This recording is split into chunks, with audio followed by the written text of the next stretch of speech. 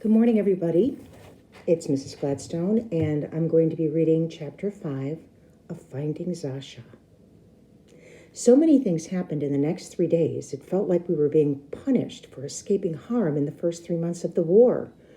The Red Star Creamery was bombed, and the last of the butter in Leningrad was destroyed with it.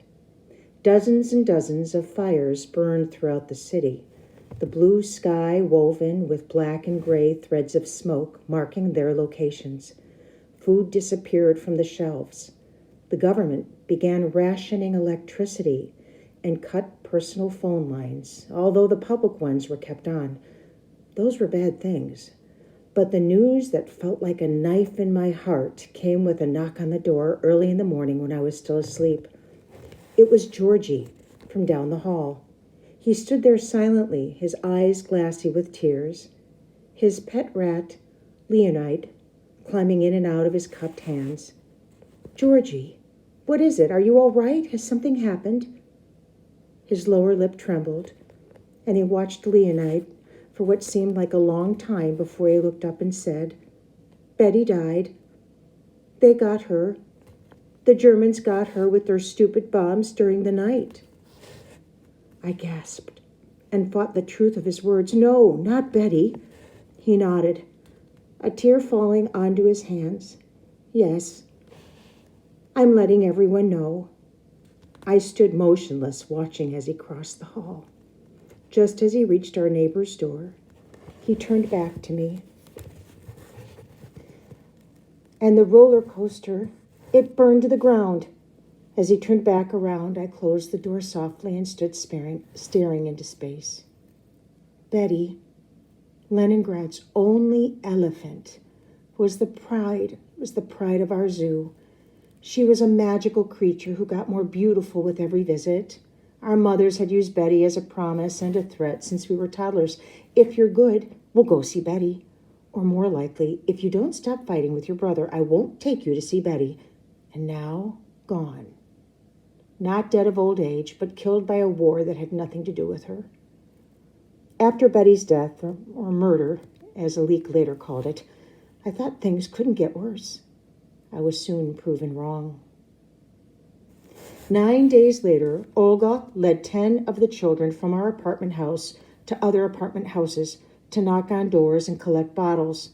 The children of Leningrad had gathered almost 1 million bottles since the beginning of the month, our contribution to the factory that turned them into Molotov cocktails. That might seem like a primitive weapon to some, but all you had to do was throw it and it burst into flame.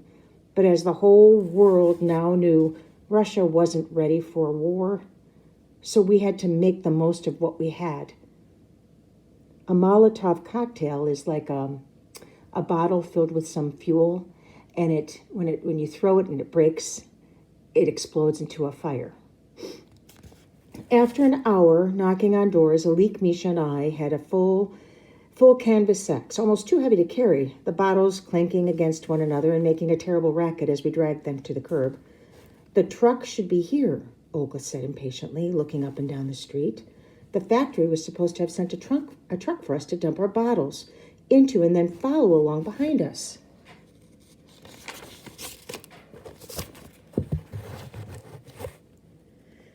And then follow along behind us the rest of the day.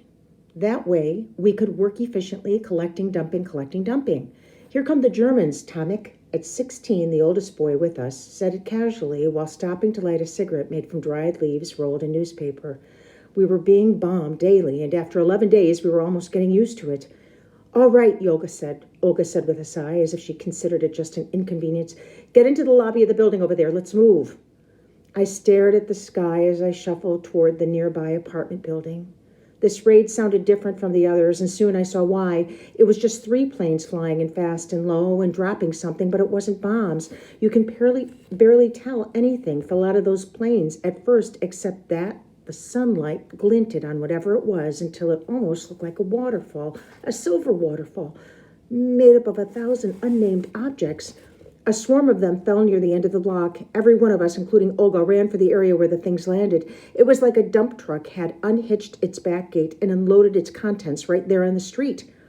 We slowed down and stared, approaching with curiosity and wonder. "Cigarette lighters," Tomek said with a smile. "And look, pens." "That's a 10-ruble note," Georgie said in amazement. "It's tied to a lump of metal so it won't blow away." "Ration cards," Alik exclaimed. "They've dropped ration cards." "Stop," Olga cried. Don't touch anything.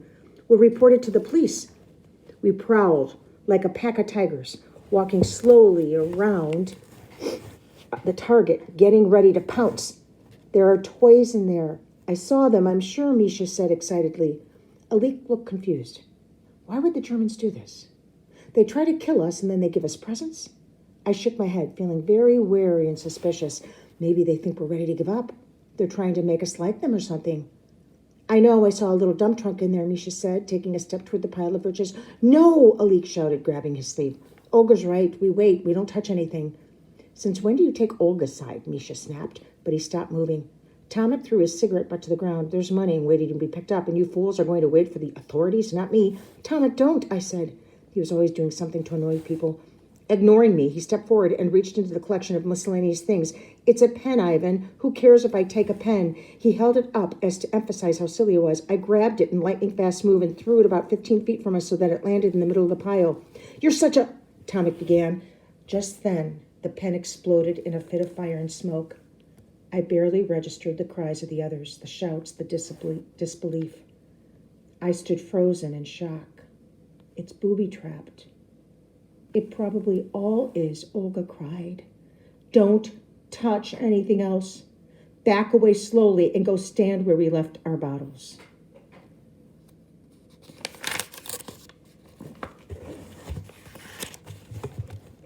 People were opening windows and peering out to see what had happened. "What do you want us to do?" Olga asked, knowing she'd soon be busy giving information to the police. "Leave your bags of bottles at the curb," she answered. "I'll take care of it. When the truck gets here, just go home. Don't tell anyone about this yet." I nodded, knowing that Olga was really upset, but out of all of us, she was the best person to handle this. It was a long walk for the group, and no one had much to say, even when we reached our apartment building and headed toward our own units. Misha and Alik stayed with me. I knew Auntie would be there, and that somehow she would make things tolerable. The door was locked, something I was still getting used to. But when I unlocked it, I was greeted by a smiling Auntie, an apron tied over her dress, and the smell of something cooking wafting out from behind her. "Hello, boys," she said enthusiastically, but she quickly saw something was wrong. "What happened?" She watched us slump listlessly into the room. I looked up at her, wanting to tell her how the toys had been dropped for us with the express purpose of killing. Instead, I threw myself into her arms and held on tight, startled by the sound of my own sobs. She stroked my hair and held me until I was done. Misha and Alik didn't say a word. Leaning back so she could see my face, she said, "I've got some soup on the stove. Let me get you boys some lunch." The three of us sat down, still stunned, saying nothing until we'd eaten. Very gently, Auntie said, "Do you want to tell me about it?"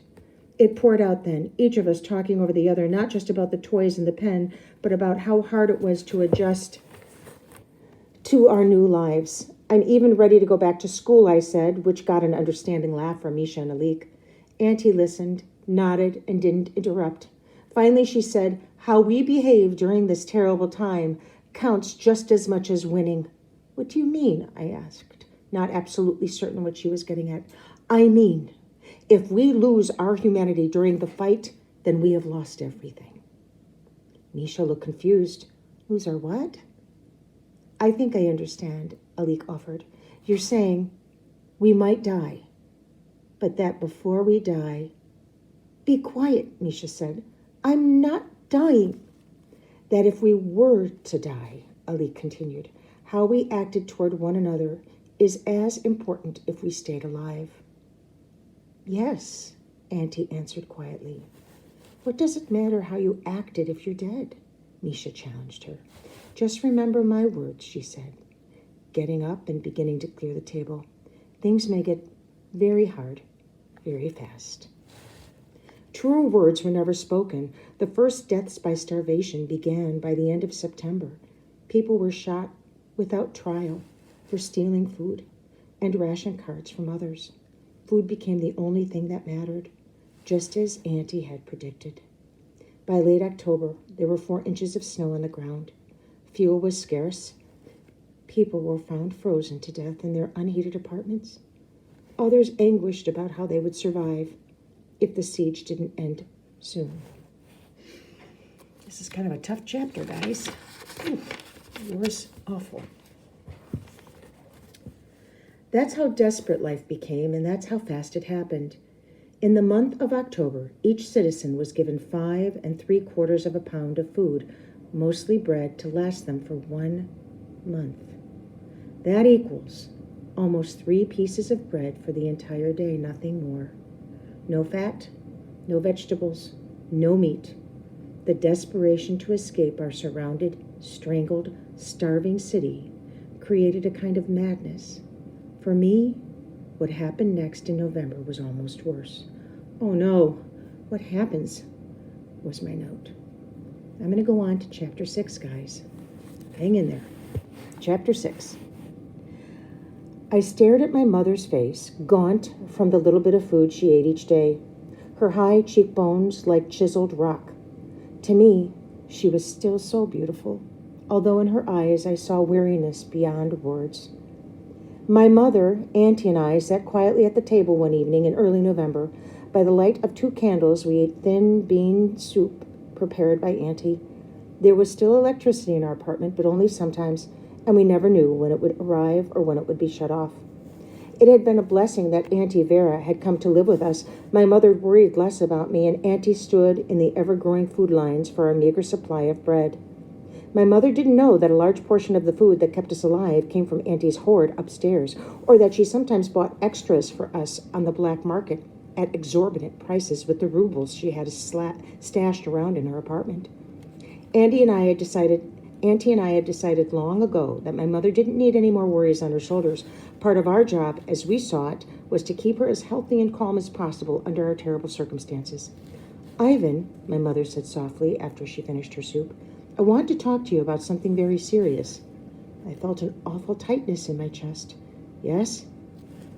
You know that most of the factories in Leningrad were moved to the Ural Mountains before bombing started. I nodded, trying unsuccessfully to jump 2 steps ahead and see what she was leading up to. But the Kirov, well, we're so big we make different things. Only a few units were sent east. Much of our factory remained here. Why was she telling me the things I'd known for months? There's been some talk. She stopped, almost as if she didn't have the energy to continue. Some talk of moving my section to the Urals as soon as it can be arranged. I gasped, as if someone had snuck up behind me and grabbed my shoulders. What? She nodded. I have no choice in the matter. If the factory goes, I must go with it. We're under martial law, Ivan. I can't leave my job without authorization, and no one's going to give that to me. And besides, who would take my place? Every available person is already working 11 hours a day. I glanced around our cold, candlelit apartment. It might have been meager, but I loved it with all my heart. But I want to go. But I don't want to go. This is our home. My mother stared down at the table for a long time. Then, without what looked like great effort, she looked at me and said, Parents with children have been told to, and here her voice almost cracked, to make arrangements. Arrangements, I repeated, confused. Then I saw the look on my mother's face, and I started to understand what she was saying. Anger and fear surged into my veins. I am to be punished because I am a child? Do you think I like it? She said in a voice so quiet, I could tell she was making a huge effort to control her emotions. You will be 13 soon, Ivan. You're not a child. The management has made it clear there will be no exceptions. I practically jumped to my feet. I don't care what they say. I'm going with you. She shook her head. I will be living in a dormitory on the factory site. They haven't even finished building it yet. It's impossible. Nothing's impossible. Isn't that what you've always told me? Isn't that what you've always told me? Her clear blue eyes held mine, glossing over with tears. I want you to go stay with your Uncle Boris. I began walking back and forth, feeling like a caged animal. No, I won't go anywhere without you and Uncle Boris. I've only met him twice. I barely know him, and I don't want to live with him. My mother sighed and gazed at Auntie as if for help. She opened her mouth to speak again, but I interrupted her. Besides, Leningrad is surrounded. No one can get in or out. I sat back down, as if that were the end of it, staring at her defiantly. It's November. The authorities think that Lake Ladoga will be frozen in another week or so. Evacuations can begin across the lake. I glared at her now as if she were my bitterest enemy. The lake, I repeated. You want me to go across water that might be frozen and hope I don't drown? I said the last word in full voice. My mother leaned on the table with her left elbow covering her forehead with her hand. I was on my feet again, moving closer to her. Angry, my hurt making me feel mean. My father was a sailor and drowned, in case you don't remember. I know, Ivan. I remember quite well. It was a reprimand, but the thought that she might leave me made me so upset that the worst in me surfaced.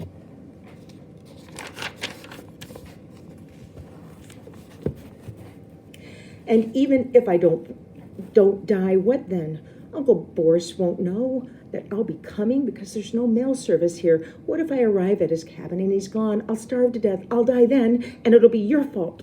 I wanted to hurt her for the first time in my life. I wanted her to feel the pain I was feeling. If the tears that fell and the silent sobs that shook her narrow shoulders were any indication, I was succeeding. Auntie stood up. Ivan, may I see you in the other room, please? I want to speak to you privately. With one last angry look at my mother, I followed her to the room where she and my mother slept. It was almost dark, lit only by the candle Auntie brought from the table with her. She set it down on the small table by the head of the bed and turned to me. The look on her face was ferocious. She grabbed me by the shoulders. Listen to me. You've said enough to upset your mother tonight. Her face was close to mine, but I looked away. Look at me, she commanded. I reluctantly lifted my eyes to look in hers. Haven't you been paying attention? What do you see when you leave the apartment? What do you mean? I said, not ready to give up what I thought was righteous anger. You know exactly what I mean. How many people have you seen in the streets, frozen in the snow where they fell? Too weak to go on. Do you know how many sleds I saw yesterday? 7. 7 sleds being dragged down the street, each one of them carrying a corpse, a dead body wrapped in a sheet. 2 of them were children. I looked away again, but this time I was picturing the horrors that were now commonplace. The daily bombing, the barely breathing wrath-like people who stood for hours in lines in the snow, waiting to be given their pitiful portion of bread. And to call it bread was an insult. It was made of sawdust and glues, maybe a whiff of grain and a dash of the oil used to lubricate machines. Any one of those starving people who'd fallen in the snow awaiting their death could have been my mother or me if we hadn't had Auntie's help. What do you want me to do? I asked, my anger replaced quickly by shame and a desire to be strong. Auntie finally let go of my shoulders. I want you to apologize to your mother. Then I want you to prepare yourself to cross the ice road and for the possibility of not seeing your mother until the war is over. A strangled cry escaped me. Auntie drew me to her. I'm sorry to be so honest, Ivan. It's just... She pushed me far enough away so that I could look at her. You have to remember what I told you the night I showed you the gun. I nodded. Your survival will depend on accepting the reality of your circumstances and making your decisions accordingly. If you indulge your wishes and your emotions, you will perish. I remember, I said. Your mother has to go and so do you. You must prepare yourself. I know. I'll go apologize to her now. I told her, wiping my eyes and gathering my courage. I emerged from the room to see my mother washing dishes at the sink, leaning against it as if the task were almost too great. Putting my arms around her waist, I hugged her tightly. I'm so sorry, Mama. I'll do whatever you want me to do. We hugged for a long time.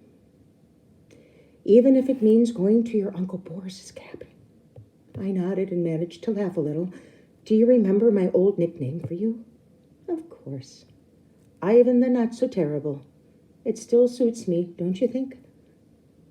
I looked up into her smiling face, unable to imagine how life would be without her. I understood clearly for the first time in my life that I had only so many days, hours and minutes to be with my mother. Every one of them had to count. If she had already lost my father to the sea and was willing to send her son over the water to protect him, then I had to be as strong as she was. Mama, what about Auntie? What will she do? We both glanced at Auntie, who stood watching us. I'm going with you, Ivan, she announced, much to my surprise. At least as far as Villeneuve, where my sister-in-law lives. From there you must travel alone to your Uncle Boris's house. I wasn't sure if that was better or worse. Better because we would be together. Worse because if the ice road didn't hold, we might both die. In the next few days, we'll have to decide what to take with us and what to leave behind. Yes, Auntie, I said. What to leave behind? I thought as her last words echoed in my ears. I'm leaving everything. And everyone behind. Alik, Misha, Olga, Oscar, even Georgie and Leonid. Alik and Misha, I murmured, unable to imagine life without my best friends in the apartment next door, available at a moment's notice for play and adventure. Suddenly, I felt so tired, I could hardly stand. This happened to me several times a day now. Since the last cut in our rations, this time it felt worse, as if the thought of leaving my friends would sap the last of my strength. Ivan, my mother said, why don't you play a tune for us before we go to bed? I glanced at the box under the bed that held my concertina. I haven't felt much like playing since the bombing started. I understand, my mother said, turning back to dry the few dishes on her counter. But, I said, trying to muster my energy and enthusiasm, for you, I would gladly play till dawn. My mother smiled like she used to smile, fully, happily. If playing my concertina for her would allow me to see her happy, then I would play until I could play no more. And that's just what I did. He has grown up so much.